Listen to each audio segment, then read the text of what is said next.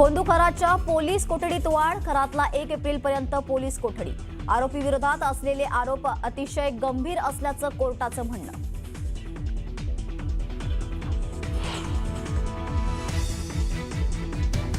Rupali चाकणकरांना एसआयटीचं summons जारी केल्याची सूत्रांची माहिती। पहिल्या टप्प्यात 11 व्यक्तींची होणार चौकशी।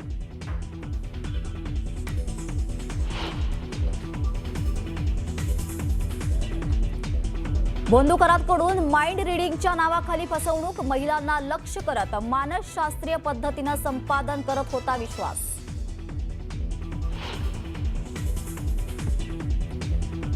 नवी मुंबईतही अशोक खरात सारखं नवं प्रकरण समोर। मेट्रो मनी साईटवर महिलांशी ओळख शोषण करणाऱ्या आदर्श म्हात्रेवर गुन्हा दाखल।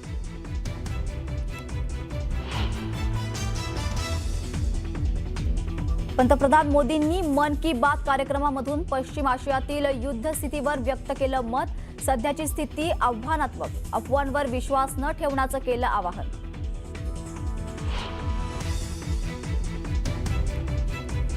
इराणनं शस्त्रसंधीसाठी ठेवली नवीन अट, स्ट्रेट ऑफ हॉर्मुझवर पूर्ण नियंत्रण मान्य करा, तसंच इथून जाणाऱ्या जहाजांकडून कर वसूल करण्यास परवानगी देण्याची मागणी।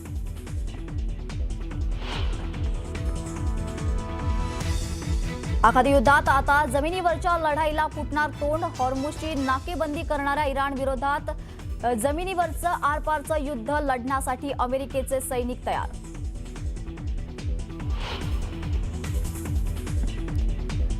ट्रम्प यांच्या विरोधात अमेरिकेतच असंतोषाला फुटलं तोंड, इराण युद्ध आणि प्रत्यार्पण धोरणाविरोधात अमेरिकेच्या 50 राज्यांमध्ये आंदोलन।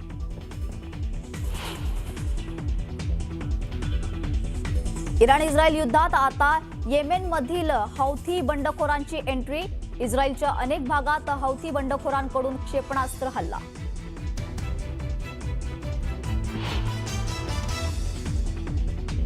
आणि जेजुरीच्या खंडेरायाच्या गाभाऱ्यात द्राक्षांची आकर्षक सजावट, कामदा एकादशी निमित्ताने भक्तांकडून द्राक्षांची आरास।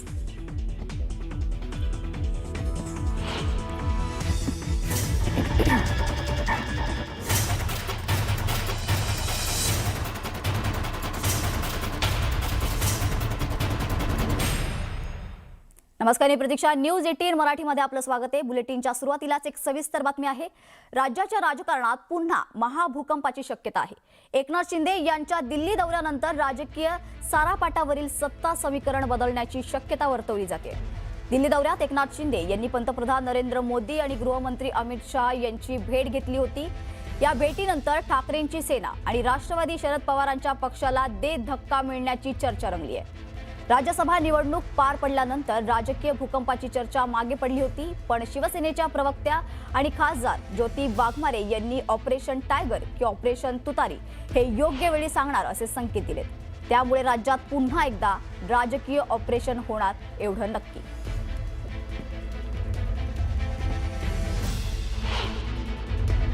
कि कुछ तो बड़ा होने वाला है। महाराष्ट्र की राजनीति में बहुत बड़ा भूकंप होने वाला है। मग ते नक्की ऑपरेशन टायगर होईल का ऑपरेशन तुतारी होईल का काय होईल हे योग्य वेळ आल्यानंतर मी सांगते। कारण काय की राजकारणामध्ये परफेक्ट टायमिंगला खूप महत्व असतं। तर योग्य वेळ आल्यानंतर आम्ही आपल्याला नक्कीच सांगू की काय काय होणार आहे आणि कोण कोण येणार आहे। हे बघा, असे जे ऑपरेशन असतात ना, ऑपरेशन टायगर, ऑपरेशन तुतारी, हे सांगून केले जात नाहीत। आमचे नेते एकनाथ शिंदे साहेब जे आहेत, त्यांचा विशेष गुण असा आहे की योग्य वेळेला योग्य निर्णय घेणे। म्हणून कोणतं ऑपरेशन कधी करायचं, स्वतः त्यांना डॉक्टरकीची पदवी मिळालेली, ते असे ऑपरेशन करायला ते माहिर आहेत आणि ते आता ती वेळ मला वाटतं जवळ आलेली आहे। ज्योती वाघमारे प्रवक्ते आहेत, आता नवीन नवीन खासदार झाले आहेत, त्यामुळं त्यांना असे काही स्टेटमेंट करणं बंधनकारक आहे।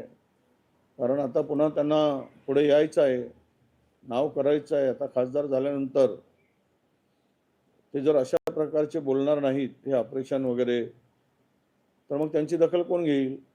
त्यामुळे त्यांनी स्वतःकडे लक्ष केंद्रित व्हावं, त्यांची लोकप्रियता वाढावी म्हणून अशा प्रकारचे स्टेटमेंट ते करत असावे. त्यापेक्षा दुसरं यामध्ये काही मला तथ्य दिसत नाही. तर ज्योती वाघमारे काही फार मोठ्या नेत्या आहेत असं समजायची गरज नाही.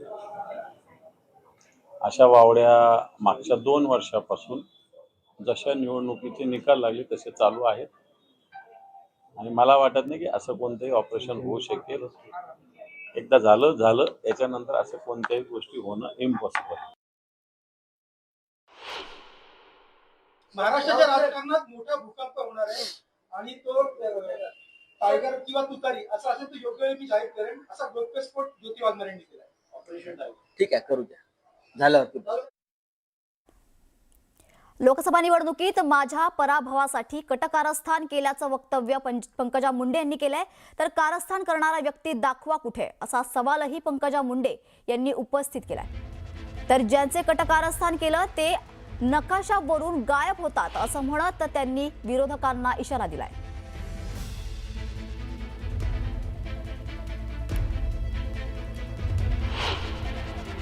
माझ्या विरुद्ध कारस्थान केलेला कोणताही माणूस आज जागवा कुठे दाखवा, कारण माझ्या हृदयामध्ये पाप नाही, देवाचा साक्षात आशीर्वाद.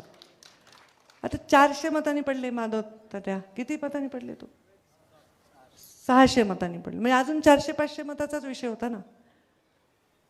म्हणजे हे होत राहतंय राजकारणात. मी पण पडले, पण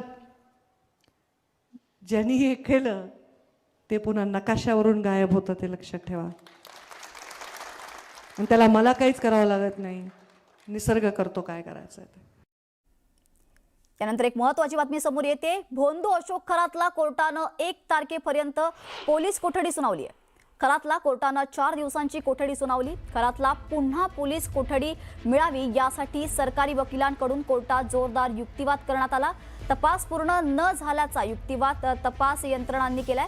सुनावणी दरम्यान सरकारी वकिलांनी अशोक खरात तपासात सहकार्य करत नसल्याचा आरोप केलाय.